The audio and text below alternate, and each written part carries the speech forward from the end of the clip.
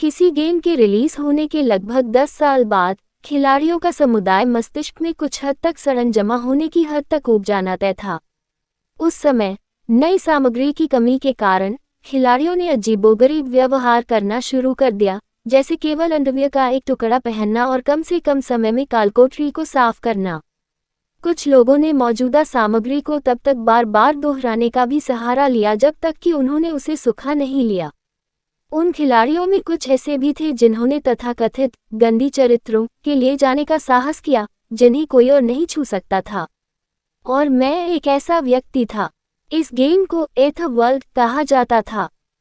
इसे मूल रूप से महिलाओं के लिए विपणन किए गए डेटिंग सिमुलेशन गेम के रूप में जारी किया गया था, लेकिन इसकी आकर्षक युद्ध शैली, अनंत सामग्री और खेलने योग्य पात्रों के असंख्य के कारण इस अद्वितीय गेम ने आश्चर्यजनक रूप से अधिक पुरुष खिलाड़ियों को आकर्षित किया था। कुछ किरदारों को निभाना आसान था, फिर भी सर्वश्रेष्ठ प्रदर्शन का दावा करते थे, जबकि अन्य पूरी तरह से बेकार थे। कठिनाई का स्तर इतना चरम था कि 10 साल के अनुभवी खिलाड़ियों ने भी उन्हें छूने की हिम्मत नहीं की। ये सही है। और मैं वह विकृत व्यक्ति था जो पूरे 10 वर्षों से बेक्यूसीओ का किरदार निभा रहा था, जिसमें कठिन स्तर की कठिनाई, सबसे खराब प्रदर्शन और फायदे की तुलना में अधिक कमजोरियां थीं। सच कहूं तो मैं ये भी नहीं समझ सका कि ऐसा चरित्र अस्तित्व में क्यों था। एथर की काल्पनिक दुनिया में, जहां सब कुछ जादू के इर्द गिर्द घूमता था और हर कोई इसे इस्तेमाल कर सकता था, बाक्यूसीओ एकमात्र ऐसा व्यक्ति था जो ऐसा नहीं कर सकता था। इस प्रकार चरित्र की कोई भी लोकप्रियता नहीं थी और उसके साथ लगभग बिना किसी उपस्थिति के एक अतिरिक्त व्यक्ति की तरह व्यवहार किया गया। बेशक इसका मतलब यह नहीं था कि बाक्यूसीओ किसी भी जादू का उपयोग नहीं कर सकता था। वह फ्लैश नामक केवल एक जादुई कौशल का उपयोग कर सकता था। फ्लैश एक ऐसा कौशल था जिसे कोई भी तब तक सीख सकता था जब तक वह एक जादूगर था, लेकिन इसके लंबे समय तक ठंडा रहने, अत्यधिक मन की खपत और उपयोग के बाद 2 सेकंड के अचेत होने के कारण बहुत कम लोगों ने इसका उपयोग किया। क्या यही सब था? नहीं। मूल रूप से फ्लैश ने 3 मीटर से 10 मीटर के बीच की दूरी तक एक बेतरतीब ढंग से टेलीपोर्ट किया, और यहाँ तक कि टेलीपोर्टेशन की दिशा भी यादृच्छिक थी। यदि कोई वास्तव में बदकिस्मत होता तो वह जमीन से टकरा सकता था या छत या दीवारों से भी टकरा सकता था, जिससे तत्काल मृत्यु हो सकती थी। दूसरे शब्दों में, बेक्यूसीओ एक ऐसा पात्र था जो बेकार कौशल फ्लैश को छोड़कर किसी भी जादू का उपयोग नहीं कर सकता था जिसे किसी ने कभी नहीं सीखा या उपयोग नहीं किया। निस्संदेह इसके कुछ फायदे भी थे। बेक्यूसीओ नाम के पात्र ने फ्लैश को अत्यधिक प्रशिक्षित किया था। वह गति की दिशा को समायोजित कर सकता था और एक निश्चित सीमा के भीतर आगे बढ़ सकता था, जबकि 2 सेकंड के अचेत को समाप्त कर सकता था। इसके अतिरिक्त, चूंकि बेक्यूसीओ के पास शुरू से ही कोई मैना स्टेट नहीं था, इसलिए मैना खपत के बारे में चिंता करने की कोई आवश्यकता नहीं थी। लेकिन वह यही था। निष्कर्षतः तथ्य यह है कि वह कचरा कौशल फ्लैश में थोड़ा सुधार कर सका, यही इसका अंत था। फ्लैश अनिवार्य रूप से एक ऐसा कौशल था जो बेहद तेज गति से चलने की अनुमति देता था, इतनी तेजी से कि अगर कोई दूरी को समायोजित करने में विफल होने के बाद दीवार से टकरा जाता तो जबरदस्त प्रभाव के कारण वे तुरंत मर जाते। जैसे आसपास के कई दुश्मनों के साथ संकीर्ण स्थानों में लड़ते समय बेक्यूसीओ आमतौर पर असहाय अर्धबुद्धि में बदल जाता था। इस कारण से फ्लैश की सीमा को नियंत्रित करने में सक्षम होना लगभग आवश्यक था, साथ ही बेहद कठिन भी था। इसलिए स्वाभाविक रूप से यह बहुत लोकप्रिय नहीं था।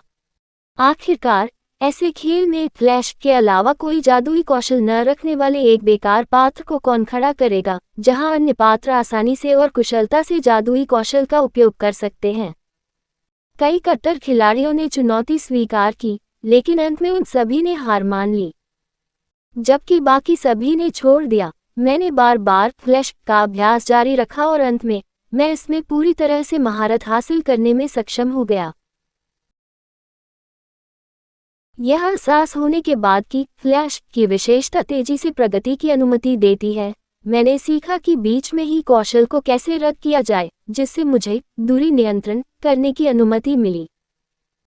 ये कहना आसान था, लेकिन वास्तव में फ्लैश को लगभग 0.1 सेकंड का समय लगा, इसलिए यह कोई ऐसी चीज नहीं थी जिसे कोई भी आसानी से नियंत्रित कर सके। मैं इस एकल कौशल चरित्र को निभाने में गहराई से डूब गया, और अन्य जादूगर पात्रों के विपरीत, मैं हर चीज पर काबू पाने के लिए पूरी तरह से सटीक नियंत्रण पर निर्भर था। मैंने अपना अधिकांश समय अन्य खिलाड़ी नियंत्रित जादूगर पात्रों के विरुद्ध पीवीपी लड़ाइयों में समर्पित किया। उसके 10 साल बाद, आपने अंतिम boss, the demonic black dragon, darkest night of the 30th month को हरा दिया है। TN, the demonic black dragon, हियेशी सन्यू 13वें महीने की अंधेरी रात। पारंपरिक कोरियाई कैलेंडर चंद्र सौर कैलेंडर है। उदाहरण, ये चंद्रमा और सूर्य दोनों चक्रों पर आधारित है। यही कारण है कि अधिकांश कोरियाई त्योहार चंद्र कैलेंडर पर आधारित होते हैं। इस प्रकार के कैलेंडर में हर 2-3 साल में एक प्रकार का लीप वर्ष होता है, जहां 13वां महीना होता है। फाइनल बॉस को मूल रूप से dark of the darkest darkness कहा जाता है। हा। आखिरकार मैंने उस अंतिम बॉस की हत्या कर दी जिसके बारे में मुझे पता भी नहीं था।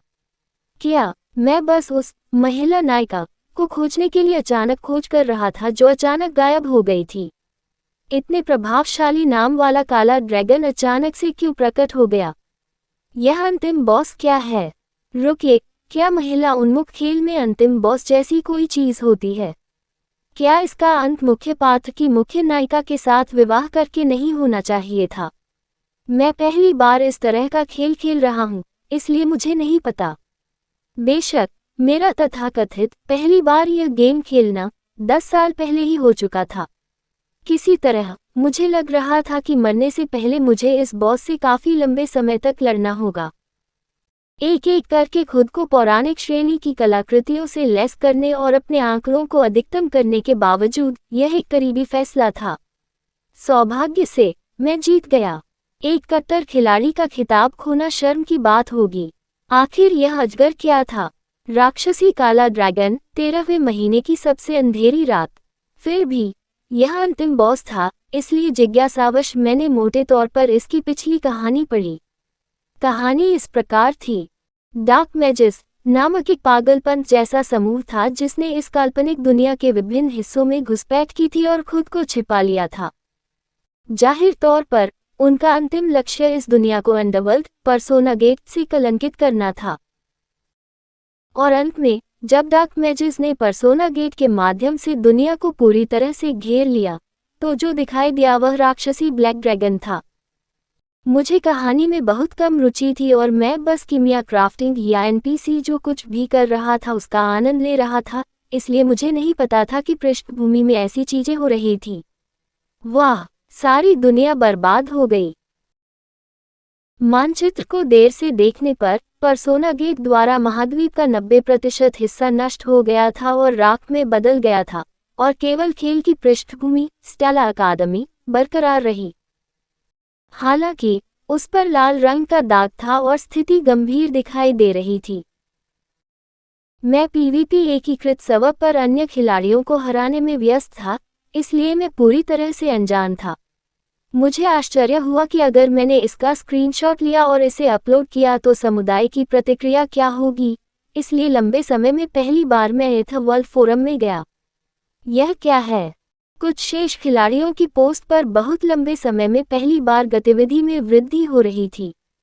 ट्रेड, ये बेकार गेम, अचानक वह ब्लैक ड्रैगन या जो कुछ भी प्रकट होता है और मेरा सारा गेम डेटा नरक में चला जाता है। ट्रेड, आखिर यह ब्लैक ड्रैगन चीज क्या है? ये दिखाता है कि मेरा किरदार मर गया और अब मैं लॉग इन भी नहीं कर सकता। धागा, वाह, मैं अभी बहुत समय बाद वापस आया क्योंकि मेरा एसएनएस खराब हो रहा था, और सोचो क्या, मेरा किरदार हटा दिया गया। उसके साथ क्या है? समुदाय ऐसे पोस्टों से भरा हुआ था जिनमें लंबे समय बाद लौटने पर पता चला कि उनका चरित्र हटा दिया गया था, जिससे उनकी शिकायतें सामने आईं। क्या मुझे लगता है कि अंतिम बॉस सिर्फ मेरे लिए ही नहीं आया था, ये सभी प्लेयर कंसोल में एक साथ दिखाई दिया था। बहुत ही अजीब, लेकिन एक अजीब बात थी। मैंने थोड़ी देर तक जले हुए पैनलों पर स्क्रॉल किया, लेकिन कहीं भी कोई पोस्ट नहीं थी जिसमें कहा गया हो कि किसी ने ब्लैक ड्रैगन को हरा दिया है। इससे कोई फर्क नहीं पड़ता कि कितनी पौराणिक श्रेणी की कलाकृतियां मेरे चरित्र को सुशोभित करती हैं, यह अभी भी सर्वोत्तम रूप से एक बेकार चरित्र ही था। ऐसे बहुत से खिलाड़ी थे जिन्होंने मेरे बराबर या उससे अधिक मजबूत पात्रों का शोषण करते हुए खामियां उठाई थीं। सामान्य होने के लिए ब्लैक ड्रैगन को पहले ही दर्जनों बार पराजित किया जाना चाहिए था। उसी समय मेरी नज़र एक प्रसिद्ध उच्च रैंक वाले खिलाड़ी की पोस्ट पर पड़ी और मेरी आंखें आश्चर्य से फैल गईं। धागा, रुके दोस्तों, क्या इस बॉस को पहले स्थान पर ही पराजित नहीं किया जाना चाहिए था? सामग्री, बकवास। इस लानत ब्लैक ड्रैगन में 99% मैजिक रेजिस्टेंस निष्क्रिय है, मैजिक एब्जॉर्प्शन पर कोई रोक नहीं है और मैजिक रिलीज को अंतहीन रूप से स्पैमिंग करता रहता है। आखिर हमें इसे कैसे मारना चाहिए? सचमुच ये किस प्रकार का बग राक्षस है? वास्तव में देवों से पूछना होगा। और ठीक है, कुछ ऐसा ही था। बेशक जादू की दुनिया में जादू को खत्म करने की क्षमता रखना थोड़ा अनुचित था, लेकिन मेरे लिए यह अलग था। फ्लैश सिर्फ एक टेलीपोर्टेशन कौशल था, इसलिए मेरे पास असाधारण युद्ध कौशल हासिल करने के अलावा कोई विकल्प नहीं था। परिणामस्वरूप मैं खेल में एकमात्र खिलाड़ी बन गया जिसने जादुई आक्रमण शक्ति के बजाय अपनी शारीरिक आक्रमण शक्ति को बढ़ाया था, और परिणामस्वरूप मैं एकमात्र खिलाड़ी भी था जो राक्षसी ब्लैक ड्रैगन का शिकार करने में सफल हुआ था। वाह, ऐसा लगता है कि मैं अकेला हूं जिसने इसे हराया है।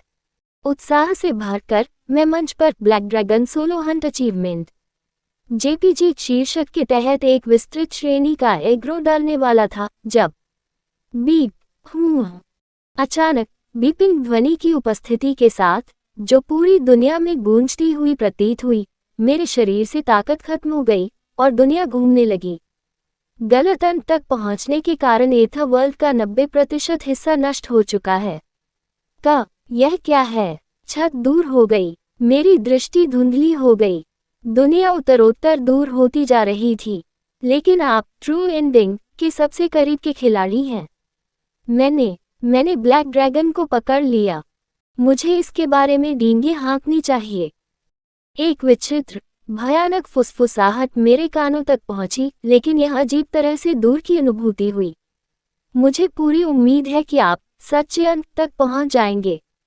विश्व अंधकार में डूब गया। कहानी खत्म। अलविदा।